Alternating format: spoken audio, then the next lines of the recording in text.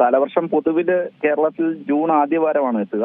പക്ഷെ ഈ പ്രാവശ്യം അത് ഒരാഴ്ച മുന്നേ തന്നെ എത്താനുള്ള സാധ്യതയാണ് കാണുന്നത്. കാരണം അറബിക്കടലിൽ കർണാടക തീരത്തിനടുത്തുണ്ടായിട്ടുള്ള ന്യൂനമർദ്ദവും ചക്രവാത ചുഴിയും കാലവർഷക്കാറ്റിനെ ഇന്ത്യൻ ഉപദ്വീപിലേക്ക് വലിച്ചടിപ്പിക്കുന്നതിന് സഹായകരമായിട്ടുള്ള ഒരു സാഹചര്യമാണ് ഇപ്പോഴുള്ളത്.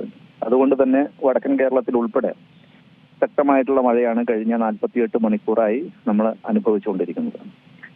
23 തീയതിയോടുകൂടി മഴയ്ക്കൊരു ചെറിയ കുറവുണ്ടാവുമെങ്കിലും 24 മുതൽ മഴ ശക്തിപ്പെടുവാനുള്ള സാധ്യതയാണുള്ളത്.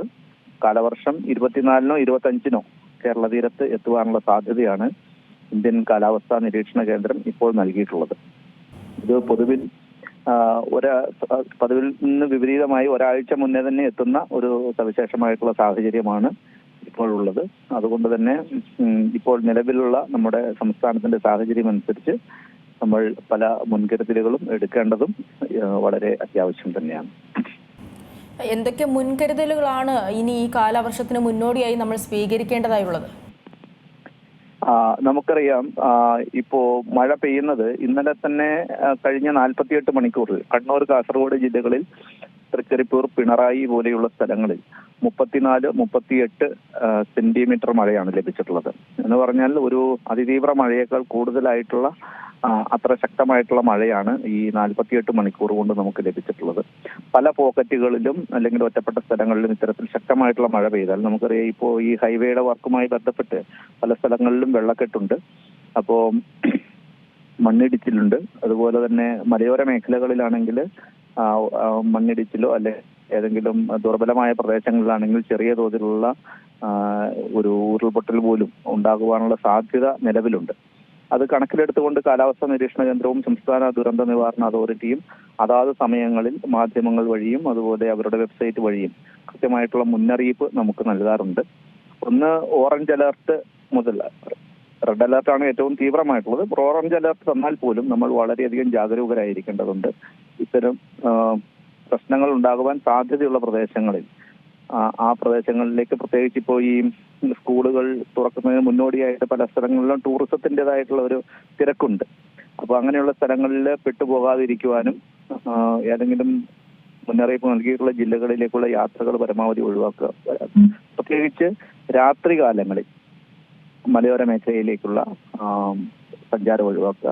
അതോടൊപ്പം തന്നെ ഇപ്പോൾ കണ്ണൂർ ജില്ലയിലാണെങ്കിൽ പഴശ്ശി അണക്കെട്ട് ഉൾപ്പെടെ തുറക്കുന്ന ഒരു സാഹചര്യമുണ്ട്. അതുകൊണ്ട് തന്നെ വളപട്ടണം പുഴയുടെ ഓരങ്ങളിൽ താമസിക്കുന്ന ആൾക്കാർ, അതുപോലെ പല ജില്ലകളിലും അണക്കെട്ടുമായി ബന്ധപ്പെട്ട് അതുമായി ബന്ധപ്പെട്ട നദീതീരങ്ങളിൽ താമസിക്കുന്ന ആൾക്കാർ അത് ജാഗ്രത പാലിക്കേണ്ടതുണ്ട്.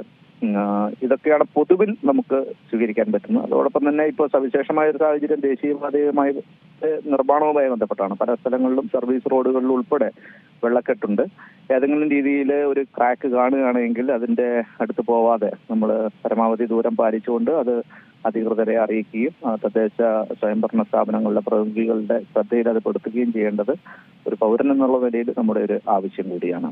മറ്റൊന്ന്, മിന്നലുമായി ബന്ധപ്പെട്ടതാണ്. ആദ്യമായിട്ട് മഴ പെയ്യുമ്പം ഞങ്ങളിലും മിന്നൽ ഉണ്ടാകുവാനുള്ള സാധ്യതയുണ്ട്. ഉച്ചതിരിഞ്ഞ് കാർമേഘം കാണുകയാണെങ്കിൽ തന്നെ ഈ ടെറസിലും മറ്റുമൊക്കെയുള്ള ഡ്രസ്സ്, ഉണക്കാനിട്ടിരിക്കുന്ന ഡ്രസ്സ് എടുക്കാൻ പോകുന്നത്, അതുപോലെ പാടത്ത് കെട്ടിയിരിക്കുന്ന കന്നുകാലികളെയൊക്കെ അഴിക്കാൻ പോകുന്നത്, ഇതൊക്കെ വളരെയധികം സൂക്ഷിക്കണം. മിന്നൽ കൂടി ഇതിന്റെ അനുബന്ധമായിട്ട് വരാറുണ്ട്. മറ്റൊന്ന് മരങ്ങളാണ്. ഉണങ്ങി നിൽക്കുന്ന മരങ്ങളോ അല്ലെങ്കിൽ ചാഞ്ഞു നിൽക്കുന്ന മരങ്ങളോ ഒക്കെ ശക്തമായിട്ടുള്ള കാറ്റിൽ കടപുഴകി വീഴുവാനുള്ള സാധ്യതയുണ്ട്.